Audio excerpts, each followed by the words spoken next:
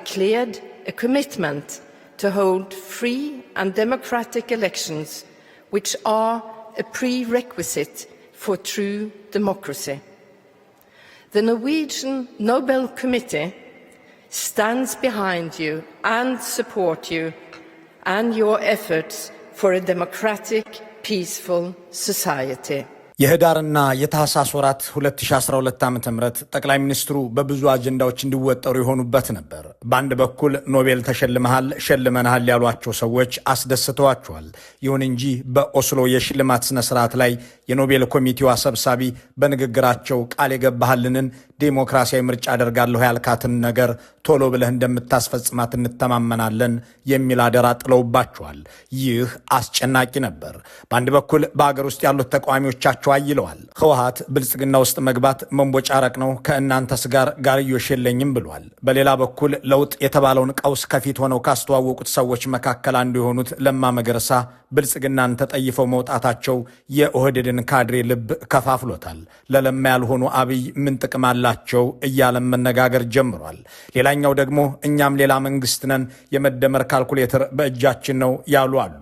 ከመንጋ ደጋፊዎቻቸው ውጪ የረባ ድርጅታዊ ጥንካሬ ያልነበራቸው ጠቅላይ ሚኒስትሩም አጣብቂኝ ውስጥ ገቡ። በአንድ ወገን ሸላሚዎቻቸውን ምዕራባውያንን ለማስደሰት ምርጫ ማካሄድ አለባቸው። በሌላ በኩል ደግሞ በአገር ውስጥ ተቃዋሚዎቻቸው ገንግነዋል። በዚያ ሰዓት ኮሮና የሚባል ባለውለታቸው ገና አልመጣምና ወረርሽኙን ሰበብ አድርገው ምርጫውን የሚሰርዙበት ምክንያት አልነበረም። ይሁን እንጂ ምርጫውን ለማድረግም ምንም ዝግጅት እያደረጉ አልነበረም። በኖሬው ሽልማት መድረክ ላይ የምርጫን ነገር አደራ ከተባሉ ከ16 ሰዓታት በኋላም ብርቱካን ሚደቅሳ የተባሉትን አብይ አንጋሽ ወይዘሪት የ2012 ምርጫ በእርግጠኝነት ይካሄዳል በማለት መግለጫ እንዲሰጡ አስደረጉ። ጠቅላይ ሚኒስትሩ ለምርጫ ዝግጁ ናቸው ብለውም ወይዘሪት ብርቱካን ሚደቅሳ ከኦስሎ ሽልማት 16 ሰዓታት በኋላ በኢቲቪ ስቱዲዮ እንዲናገሩ የታዘዙትን ፈጸሙ።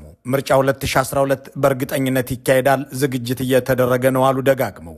ጠቅላይ ሚኒስትሩም ይኸው እንደሚሆን ነግረውናል እያሉ ታህሳስ 1 2012 ዓ.ም የሰጡት መግለጫ ይህ ነበር።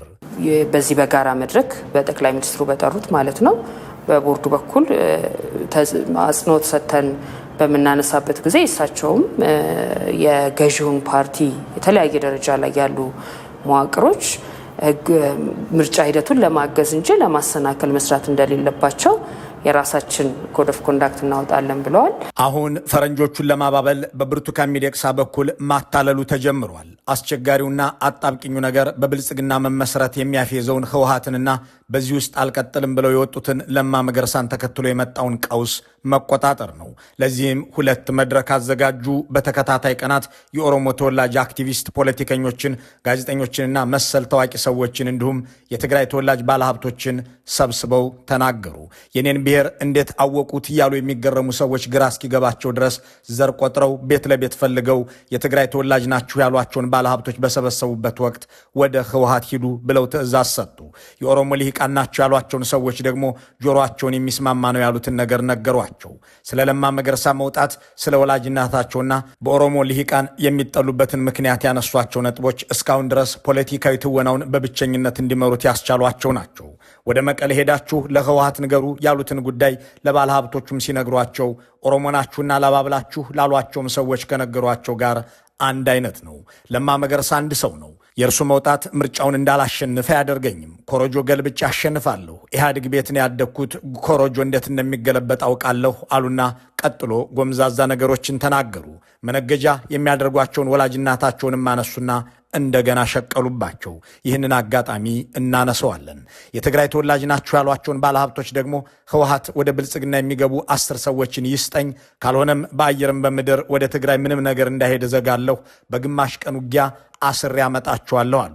በንግግራቸው የተደናገጡ ሰዎች ይህ ሁሉ ለምን ያስፈልጋል? እርስዎም ብልጽግናን ይዘው ሌላውን የኢትዮጵያ አካባቢ ያስተዳድሩ፣ ህወሓትም ትግራይን ያስተዳድር፣ ምርጫ ይካሄድና ህዝቡ የወደደውን ያድርግ አሏቸው። በዚህ ጊዜ ጠቅላይ ሚኒስትሩ ተበሳጩ ይላል አንድ በወቅቱ በምኒልክ ቤተ መንግስት ስብሰባ ላይ የነበረ ነጋዴ። በአንድ ሀገር ሁለት መንግስት አይኖርም፣ እንዲህ ያለ ቅንጦት በየትኛው የአፍሪካ ሀገር ውስጥ አይታል? ያለነው እኮ አፍሪካ ውስጥ ነው። ምርጫውን የማሸንፈውም እኔ ነኝ፣ 10 ዓመትም የምመራው እኔ ነኝ። ይህንን ለደብረጽዮን ንገሩት አሉና ሌሎች ጉዳዮችን አከሉ። እነዚያን ሌሎች ጉዳዮች ከመመልከታችን በፊት ጥያቄዎችን እንጠይቅ። ምርጫና አምባገነኖች ምንና ምን ናቸው እንበል። አምባገነኖች የሚያካሂዱት ምርጫ ምን አይነት ነው? እንዲህ ያሉ ሰዎች በምርጫ ምክንያት ስልጣን ለቀው ያውቃሉን? ከሚሳሱለት ወንበራቸው እንደ ነፍሳቸው ከሚወዱት ዙፋናቸው በምርጫ ተሸንፌያለሁ ብለው ሊለቁ ይችላሉ ወይ? ደም አፍስሰው ካጸኑት መንበር፣ አጥንት ሰብረው ከተቀመጡበት ወንበር፣ ቢሊዮን ዶላሮችን ከሚዝቁበት ካዝና በአንዲት ጀንበር በምትካሄድ ምርጫ ስልጣን ለቀው ሊወጡ ይችላሉን? ደግሞስ አምባገነኖች ሳር ቅጠሉን የሚያርድ ስልጣን በእጃቸው አገርን የሚያንቀጠቅጥ ባንክና ታንክ በክንዳቸው ላይ ያለ የዚህ ሁሉ ምንጭ የሆነውን ስልጣን በምርጫ ተሸነፍኩ ብለው ትተውት ዘወር ሊሉ ይችላሉን? እልፍ ወንጀል ያለባቸው ነፍሰ ገዳይ መሪዎች ስልጣን በአንዲት የምርጫ ጣቢያ የፖለቲካ ጨዋታ ቢለቁ በማግስቱ ወደ እስር ቤት እየተንጋጉ እንደሚወሰዱ እየታወቀ ስለምን ምርጫ እያሉ ቢሊዮን ዶላሮችን ለድግስ ያጠፋሉ? እነዚህን ጥያቄዎች በዚህ ሳምንታዊ የአምባገነኖች መዘከሪያችን ላይ መመልከት ምርጫን ለሀብት ብክነት ብቻ ሳይሆን ለጦር መሳሪያነት የሚጠቀሙበትን አብይ አህመድን በሌላ መንገድ ለመመልከት ይጠቅመናል።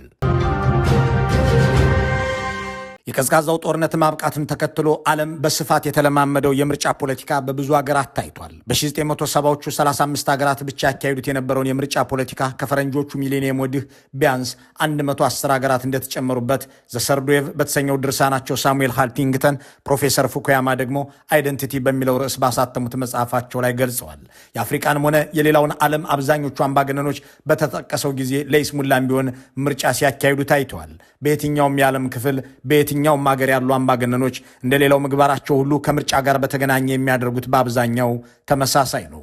በቀዳሚነት ከምርጫ በፊት ጠንካራ ተቃዋሚዎችን ሰብስበው ያስራሉ። የከፋ መሪ ከሆነ ደግሞ ይገድላል። ይህን ለማድረግም አገር ሊያተራምሱ ሲሉ፣ አገር ሊያፈርሱ ሲሉ ወዘተ ደረስኩባቸው የሚል ምክንያት ያቀርባል። ከመታሰርና ከመገደል የተረፉትን ደግሞ እንዲከፋፈሉና እንዲበታተኑ ሴራ ይሸርቡባቸዋል። በመቀጠል በነፃ ሚዲያዎችና ጋዜጠኞች ላይ ይዘምታሉ። እንደ ዋነኛ ጠላታቸው በመቁጠርም ሽብርተኛ፣ የምዕራባውያን ተላላኪ፣ አገር አፍራሽ ተልዕኮ ያላቸው የሲአይኤ ወኪሎች፣ የጠላት አገር ገባሮች ወዘተ የሚል ስም ይሰጧቸዋል። ከዚያም እድፋቸው እንዳይዘገብ፣ ተንኮላቸውም እንዳይገለጥ፣ በምርጫ ስም የህዝብ ሀብት ማባከናቸውም እንዳይነገር ልክ እንደ ተቃዋሚዎቻቸው ጋዜጠኞቹን ወደ ከርቸሌ ያወርዳሉ። ተቋማትን ያዳክማሉ። የጸጥታ ኃይሎችን የእነሱ ታማኝና ሎሌ ያደርጓቸዋል። በቅድመ ምርጫ ወቅት ይህንን ሁሉ ካደረጉ በኋላ በአገራቸው ታሪክ ታይቶም ተሰምቶም የማይታወቅ ምርጫ እንደሚካሄድ በመወትወት ምርጫው ለህዝብ ፍጹም ጠቃሚ ስለሆነ ምርጫ ካርድ እንዲወስድ ይቀሰቅሳሉ። የእነሱን ፎቶ፣ አባባልና መሰል ጉዳዮችን የያዙ ትላልቅ ባነሮችንም በተለያዩ አደባባዮች ላይ ይሰቅላሉ። እንዲህ ያለውን አካሄድ ሳዳም ሁሴን መሆኑ ባሻር አልአሳድ፣ ፒኖሼ መሆኑ ሙአመር ጋዳፊ አድርገውታል። ቅድመ ምርጫውን እንዲህ አድርገው ከቀለዱበት በኋላ ቢሊዮን ዶላሮችንም አፍስሰው የሚሊዮኖችን ጉልበት አባክነው እናካሄድበታለን የሚሉት የምርጫ ቀን ይመጣል። በድምፅ መስጫውም ቀን ህዝቡን ወጥቶ እንዲመርጥ ያስፈራሩታል፣ ያስገድዱታል፣ ያባብሉታል። አሊያም በታሪክ ታይቶ የማያውቅ ህዝብ መርጧል ብለው ራሳቸው አዋጅ ያስነግራሉ። ጌዲስቢ የተባለ ጸሐፊ እንደ አውሮፓውያን አቆጣጠር በ2005 ዋይ ፓርቲስ ኤንድ ኢሌክሽንስ ኢን አውቶሪታሪያን ሬጂምስ በሚል ርዕስ ያስነበበው ጥናት እንደሚለው አምባገነኖች በቅድመ ምርጫ ወቅት ተቃዋሚዎቻቸውንና ሚዲያዎችን ከማሰር ከማሳደድና ከመዝጋት በተጨማሪ የራሳቸውን ወዳጆች ተቃዋሚ ናቸው ብለውም በምርጫ ላይ እንዲሰለፉ ያደርጋሉ ይላል። ከዚያም እነዚህን ወዳጆቻቸውን እንደ ተቃዋሚ አድርገው በሚቆጣጠሯቸው መገናኛ ብዙሃን ዋነኛ ተገዳዳሪያቸውና ተፎካካሪያቸው እንደሆኑ አድርገው ያቀርቧቸዋል። ወይም ልክ እንደ አብይ አህመድ እልም ያለ ጦርነት በሌላው የአገሪቱ ክፍል ከፍተው በዋና ከተማ ብቻ ምርጫ የሚመስል ውሎ ያካሂዳሉ። ለዚህ ምሳሌ የሚሆኑት ማታለል ዙፋናቸውን ለዘላለም ያላደረገላቸውና የስልጣን ፍቅር ለስደት የዳረጋቸው የሶሪያው ባሻር አልአሳድ ናቸው። ባሻር አልአሳድ በቅጡ መቆጣጠር የሚችሉት ልክ እንደ አብይ አህመድ የአገራቸውን ዋና ከተማ ደማስቀስን ነበር። ሌላውን የአገሪቱን ክፍል ለጦርነት ዳርገው በየ7 ዓመቱ ለምርጫ ብለው የሆነች ኮሮጅ ያለችባት ዳስ ውስጥ ይሄዱና ዓለም አይቶት የማያቅን ምርጫስ ተመልከቱልኝ ይሉ ነበር። Politicians say the vote can have no credibility when large parts of the country are outside state control.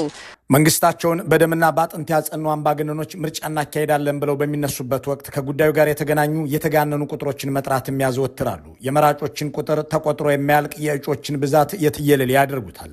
በብዙ ነገራቸው ከአብይ አህመድ ጋር የሚመሳሰሉት ባሻር አልአሳድ እንደ አውሮፓውያን አቆጣጠር በ2014 ምርጫ ባካሄዱ ወቅት ያደረጉት ነገር አሁንም ምሳሌያችን ይሁን። ባሻር 11.6 ሚሊዮን የአገሪቱ ህዝብ ወጥቶ ምርጫ ላይ ተሳተፋሉ፣ እኔንም መረጠ ሲሉ አወጁ። ይሁን እንጂ 22 ሚሊዮን ከሚገመተው የአገሪቱ ህዝብ ውስጥ ለምርጫ የደረሰው 2/5 ብቻ ነበር።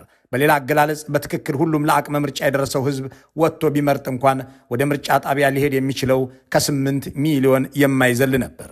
በዚህ ላይ በጦርነት በምትቆላ ሀገር ለምርጫ የሚወጣውን ህዝብ እንደሚቀንሰውም አስቀድሞ የተገመተ ነበር። ታጣቂ ኃይሎች ምርጫ እንዳይካሄድ ብለው ልክ በአሁኑ ሰዓት በኢትዮጵያ እንደተካሄደው ሁሉ ማዕቀብ ጥለው ነበርና ምርጫው ከደማስቀስ ውጪ ተካሂዷል ማለት አይቻልም። ይሁን እንጂ በአምባገነኖች ዓለም ህዝብ ብቻ ሳይሆን ቁጥሮችም ይሰቃያሉና ያልመረጠው መረጠ፣ ካርድም ያልወሰደው ወሰደ ተብሎ አሳታፊና ህዝባዊ ምርጫ እየተደረገ የዋለ ይመስል የተጋነኑ አሃዞች ይፋ ይደረጋሉ። በሶሪያም ይኸው ሆነ።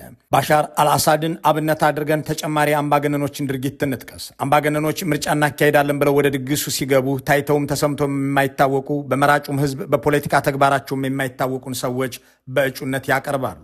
አብይ አህመድ እነ ካሙዙ ካሳን ኑ አብረን እንደግስ ብለው እንደጠሩት ሁሉ አልአሳድን በ2014 ምርጫ ባካሄዱ ጊዜ ስማቸውም ሆነ ስራቸው የማይታወቅ በፖለቲካዊ ዓለም የሌሉ ሰዎችን እጩ አድርገው አቀረቡና ደማስቆን በእነዚሁ በማይታወቁ ሰዎች ፎቶና ባነር ሞሏት። ሶሪያውያንም እነዚህ እነማን ናቸው ሲሉ ይጠይቁ እንደነበር በቦታው ተገኝታ የዘገበችው የቢቢሲ ጋዜጠኛ ትናገራለች። አምባገነኖች እንዲህ ያለውን ጨዋታ ምርጫ ብለው የአገር ሀብትንና ጊዜን አባክነው ያሳልፋሉ። የምርጫ ዕለት ደግሞ ፍጹም ሰላማዊና ፍትሐዊ ምርጫ ስለመካሄዱ ደጋግሞ ሲናገሩ ይውላሉ።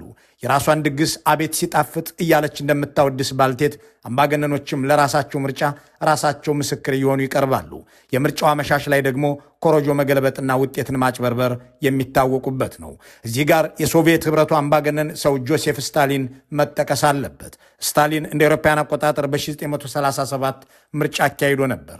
አብዮተኛው ስታሊን፣ ብረቱ ሰው ስታሊን፣ ጓድ ስታሊን ብቻውን ሮጦ ብቻውን ያሸነፈበትን ምርጫ አካሂዶ ነበር። በዚያች ምርጫው ከተናገራቸው ንግግሮች መካከል አንዷ ለትውልድ ተሻጋሪ ሆና ቀርታለች። ምርጫን ምርጫ የሚያደርጉት ድምፅ ቆጣሪዎቹ እንጂ ድምፅ ሰጪዎቹ አይደሉም። ዞስ ሁ ቮት ዲሳይድ ናቲንግ ዞስ ሁ ካውንት ዘ ቮት ዲሳይድ ኤቭሪቲንግ ብሎ ነበር። ይህች አባባል የአምባገነኖች የኪስ መጽሐፍ ሆና 21ኛው ክፍለ ዘመን ድረስ ዘልቃለች። ሚሊዮኖች ጠዋት ቁሩ ቀን ሐሩሩ ሲፈራረቅባቸው ውለው ተሰልፈው የሰጡት ድምፅ ማታ ጨለማን ተገን ባደረጉ መራጮች ውጤቱ ሌላ መልክ እንዲይዝ ይደረጋል ነበር ያለው ጆሴፍ ቪዥሮናቪች ስታሊን፣ የታላቋ ሶቪየት ኅብረት መሪ።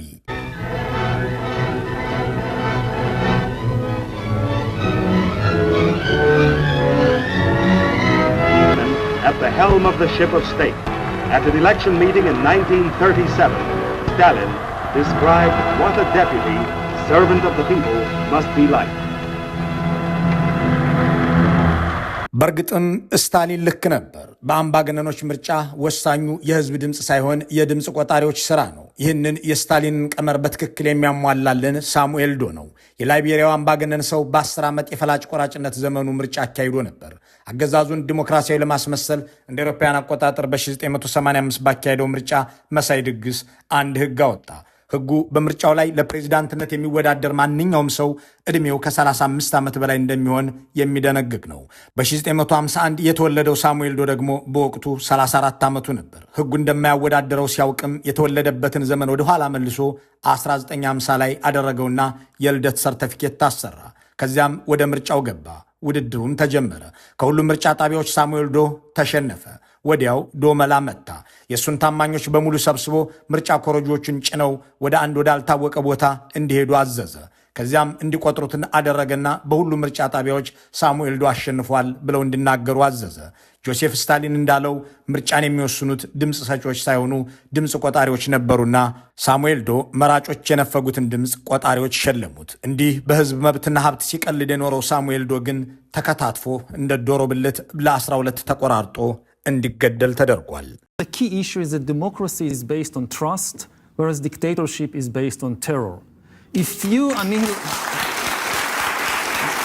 የታሪክና የፖለቲካ ተመራማሪው እስራኤላዊው ኖህ ሐራሪ ልክ ናቸው። አምባገነኖች የስልጣናቸው መሰረት ህዝብን ማሸበር ነውና የምርጫ መድረኮችንም እንደ ተራ የአንድ ቀን ጨዋታ የሚመለከቷቸው ናቸው። እዚህ ጋር አንድ ጥያቄ እናንሳ። ለመሆኑ አምባገነኖች በምርጫ ቢሸነፉ ስልጣን ለቀው ያውቃሉን? ዋን ኤርዝ ፊውቸር ፋውንዴሽን የተሰኘ ተቋም ያጠናው ጥናት እንደሚያመለክተው በምርጫ ተሸንፈው ስልጣን የለቀቁት አምባገነኖች እስካሁን 12 በመቶ ብቻ ናቸው። ለዚህ የፊሊፒንሱን ጨፍጫፊ ፈርናንድ ማርቆስን መጥቀስ ያስፈልጋል። እንደ አውሮፓውያን አቆጣጠር በፊሊፒንስ በተካሄደ አስቸኳይ ምርጫ የአገሬው ሕዝብ ማርቆስን ትቶ ኮራዞን አኩዮንን መረጠ። ማርቆስ ለአኩይኖ ስልጣን በመልቀቅ ታሪከኛ አምባገነን ሆነ። በአምባገነኖች ዓለም 88 በመቶ የሚሆኑት ተቃዋሚዎቻቸው የተዘጋባቸውን መንገድ ሁሉ አልፈው ምርጫውን ቢያሸንፏቸው እንኳን አይለቁም። ይልቁንም በምርጫ ያሸነፏቸውን ተቃዋሚዎቻቸውን እያሰሩና እየገደሉ በስልጣን ላይ ይቀጥላሉ። አምባገነኖች መንግስት ሆነው ባካሄዱት ምርጫ እስካሁን 40 በመቶ የሚሆኑት ተሸንፈዋል። በቺሊ፣ በታይዋን፣ በደቡብ ኮሪያና በፊሊፒንስ አምባገነን መሪዎች በምርጫ መሸነፋቸው በትክክል የተረጋገጠበት ጊዜ ታይቷል። ይሁን እንጂ ቀድሞም የምርጫ ድግሱን ስልጣን ለመልቀቅና ፍትሐዊ ውድድር ለማድረግ አላዘጋጁትምና የተሸነፉበትን ስልጣን አይለቁም። ለዚህ አስረጅ እንደሆነን ከ9 ዓመት በፊት የተከሰተን ነገር እናስታውስ። በምዕራብ አፍሪካ በአገረ ጋምቢያ እንዲህ ሆነ። ለ23 ዓመታት አገሪቱን ሰጥ ቀጥ አድርጎ አንድ ጊዜ እንደ HIV ፈዋሽ ሌላም ጊዜ እንደ ወጌሻ እየሆነ ጠንቋይም እያደረገው ልጃገረዶችን ቤተ መንግስት እያስገባ እየደፈረ የከረመ አንድ የህያ ጃሜ የሚባል ሰው በፕሬዝዳንትነት እየመራ ነበር። ይህ ሰው እንደለመደው ምርጫ ብሎ ድግስ ጣለ። ለየት ላድርገው በውጭ ዓለምም ሰው ያወድሰኝ ማሸነፌ ላይቀር ነገር ለቀቅል አድርገዋልና በ2017 ምርጫ አካሄደ። ውጤቱ ግን ያልጠበቀው ሆነበት። በዋነኛ ተቀናቃኙ አዳማ ባሮው ተሸነፈ። ያልተጠበቀው ጉዳይ ግን ሽንፈቱን አምኖ መቀበሉ ነበር። ተሸንፌያለሁ አለና ለአሸናፊው ለአዳማ ባሮው ደውሎ አንተ ሰው እንኳን ደስ አለህ ተመርጠሃል አለው። I came on a Friday 22nd of the month of July 1994. በ1994 ወደዚህ ስመጣ ዕለቱ አርብ ነበር። ዛሬ ደግሞ በዕለተ አርብ እናንተ ጋምቢያውያን ከዚህ ስልጣን እንደለቅ ወስናችኋል። እናም እለቃለሁ። አዳማ ባሮን እንኳን ደስ አለ ማለት ፈልጋለሁ። ለሀገሪቱ ሲባል ያለኝን ልምድ እያካፈልኩት ከጎኑ ሆኜ እሰራለሁ። With my experience, I would help him work towards the transition. The elected president of the Gambia. የተመረጥከው ፕሬዝዳንት አዳማ ባሮ እንኳን ደስ አለ። ጋምቢያውያን ፕሬዝዳንታቸው ትሆን ዘንድ ወደዋል። ሁሉም ነገር መልካም እንዲሆን እመኛለሁ። ምርጫው ነፃና ተአማኒ ነበር። ምንም ቅሬታ የለኝም። እንደ ሙስሊም ሰው ይህንንም አምኜ ተቀብያለሁ። ጋምቢያውያን መርጠውሃል። በእርግጥም ይህ የማይጠበቅ የአምባገነኖች ድርጊት ነበር። በጠመንጃ የያዙትን ስልጣን በኮሮጆ ውስጥ በተጠራቀመ ድምፅ ተሸንፈው ይለቃሉ ተብሎ ለማይጠበቁት አምባገነኖች የህያ ጃሜ ምሳሌ ሆኖ ተነገረለት። ምሳሌነቱ ግን ከ6 ቀን በላይ አልቆየም። ጃሜ ከ6 ቀናት በኋላ ተመልሶ በቴሌቪዥን መጣ። ምርጫውን አልተሸነፍኩም፣ ከስልጣንም አልለቅም ሲልም ተናገረ። የውጭ ሀገራት ጣልቃ ገብነት ምርጫውን አበላሽቶት እንጂ እኔማ ልሸነፍም አልችል ሰው ነኝ፣ አልተሸነፍኩም ሲልም ፍርጥም አለ። በዚህ ጊዜ የዲሞክራሲ ኃይሎች ሁሉ ከየአቅጣጫው ተቆጡ። የምዕራብ አፍሪካ ሀገራት ማህበር ኢኮዋስ የበለጠ ተቆጣ። ጦሩንም ወደ ጋምቢያ አስገብቶ በምርጫ የተሸነፈውን ጃሜን በጠመንጃ አባረረው። በዚህ ጊዜ የህያ ጃሜ $12 ሚሊዮን ዘርፎ ወደ ጎረቤት ሀገር ኢኳቶሪያል ጊኒ ፈረጠጠ። አሁንም በዚያው ሀገር በጥገኝነት በእርሻ ስራ ላይ ተሰማርቶ ይኖራል። እዚህ ጋር አምባገነኖች ስልጣን ላይ ለቁ ነገር ታዲያ የህዝብን ሀብትና ጊዜ በምርጫ ሰበብ ለምን ያባክናሉ? ስለምን ዝም ብለው አይቀጥሉም? የሚል ጥያቄ ማንሳት ተገቢ ነው። ለዚህ ጥያቄ መልስ የሚሰጠን ዋሽንግተን ፖስት በ2014 ያደረገው ጥናት ነው። አምባገነኖች ምርጫ የሚያካሂዱት አምባገነንነታቸው እንዲረዝም ካላቸው ፍላጎት ነው ይላል። በሌላ አገላለጽ ምርጫ ያደረጉ አምባገነኖች ከማያደርጉት የተሻለ ስልጣን ላይ ይቆያሉ ማለት ነው። ይህ በጥናት የተረጋገጠው ምክንያታቸው ነው። ተጨማሪ ምክንያትም የሚያነሱ ሰዎች አሉ። በፈላጭ ቆራጭነታቸው የሚታወቁ ህዝባቸውን በማስራብና በመግደል ተቃዋሚዎቻቸውንም በማሳደድ የሚታወቁ አምባገነኖች በስልጣኑ ላይ ያሉትም ሆነ የሚቀጥሉት እነሱ እንደሆኑ እያወቁ ምርጫ የሚያካሂዱትም ሌላኛው ምክንያት የዲፕሎማሲ ቅቡልነት ለማግኘትና አምባገነንነታቸውን ህጋዊ ሽፋን ለመስጠት በማለም ነው ይላሉ። አምባገነን መሪዎች ለምን ስልጣን አይለቁም የሚለው ጥያቄ ቀጥሎ የሚነሳ ነው። ሮባ ሻራሞ ከኢትዮጵያዊ ብሩክ መስፍን ጋር በመሆን ከ15 ዓመታት በፊት በአርታይነት ያሳተሙት ሪጂናል ሴኩሪቲ ኢን ዘ ፖስት ኮልድ ዎር ሆርን ኦፍ አፍሪካ የሚለው መጽሐፍ ለዚህ ጥሩ ማብራሪያ ይዟል። በአምባገነኖች ቤተ መንግስት ስልጣን የሀብትና የክብር ምንጭ ነው የሚለው መጽሐፉ እንዲህ ያሉ መሪዎች እነዚህን ሁለት ጥቅሞቻቸውን አሳልፈው ለተቃዋሚዎቻቸው ሰጥተው አይሄዱም ይላል። አብዛኞቹ አምባገነኖች ሆድን በረሃብ በሚያጮህ ገላን በርዛት በሚያነጣ እልም ያለ ድህነት ውስጥ ያደጉ ስለሆኑ ስልጣን ላይ ሲወጡ ሀብት በማጋበስና ሀገርን በመዝረፍ ኪሳቸውን ማድለብ ዋነኛ ስራቸው ነው። የሀብት ዝርፊያቸውን ከእነሱ አልፈው ለዘመድ አዝማዶቻቸውና ለአጨብጫቢዎቻቸው ሁሉ ያጋራሉ። ስለዚህ ከተራ ድህነት ቢሊዮነርነትን ያሸከማቸውን ስልጣን በምን ምክንያት ሊለቁት ይችላሉ ነው ጥያቄው። እንዲህ ያለውን ህይወት የኖሩበት አብይ አህመድ ምርጫን እንደ ያጃሚ ተሳስተው እንኳ ለመሸነፍ አያውሉትም። ያለነው አፍሪካ ውስጥ ነው፣ ምርጫ ኮረጆ ገለብጣለሁ እያሉ በግልጽ ይናገራሉ።